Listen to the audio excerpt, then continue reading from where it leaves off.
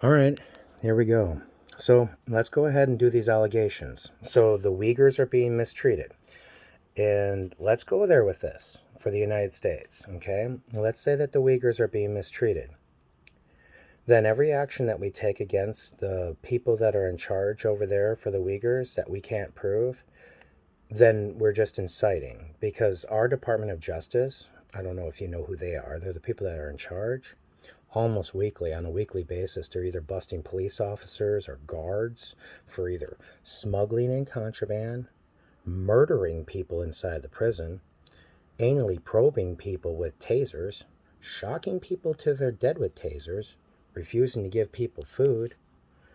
Oh, let's not also talk about the United States of America, where gangster rappers own prisons. And in their gangster rap, they promote going out and committing crimes, which is very misleading. How can you own a prison, right? So, say I'm a gangster rapper, and all I talk about is shooting people, selling drugs, and all that bad stuff, right? It's music, it's theirs. That's what it sounds like. And then the Democrats come along and say, okay, you cool gangster rapper, you can own a prison. And so the Democrats back in the 90s said you can own prisons. And now gangster rappers and other people like that are promoting certain things in certain areas to lock people up with intent for the rest of their lives in their prisons that are full almost 3 times that they're supposed to be. In fact, some of the jails in Georgia are so full there's 5 people in rooms. Did you know that in the United States of America we have more accounts of people being murdered inside of prisons than any other country in the world? Yeah, either by the prisoners or by the guards. And how many people in the United States of America believe that there are such a thing as prisons where people don't have names? People are just taken there and they get their names taken away and they get their identities taken away and they're never seen again.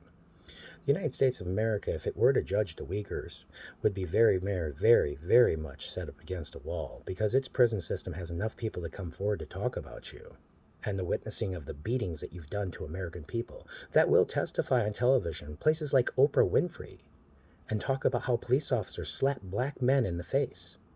Yeah, I was there.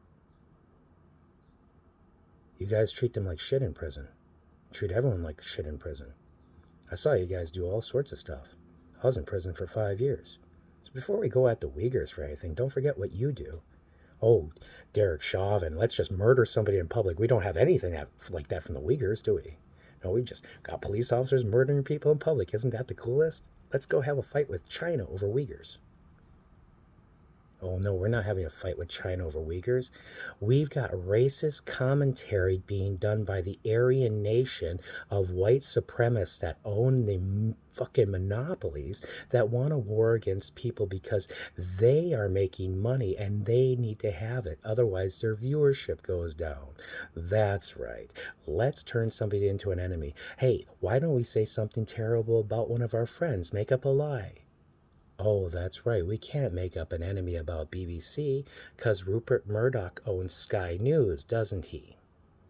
Right. We don't mock countries that are underneath the gun of the same idea of policy of propaganda for media, do we? Because those countries with the same ideas of propaganda for media are the same countries that fought the Nazis and took their stuff from them and now use Nazi propaganda to lead their people in a separatist state in order to identify other countries that have heart and spirit and love for their people, to attack them and identify them for the same things that they do because of their Nazi spirit that they have.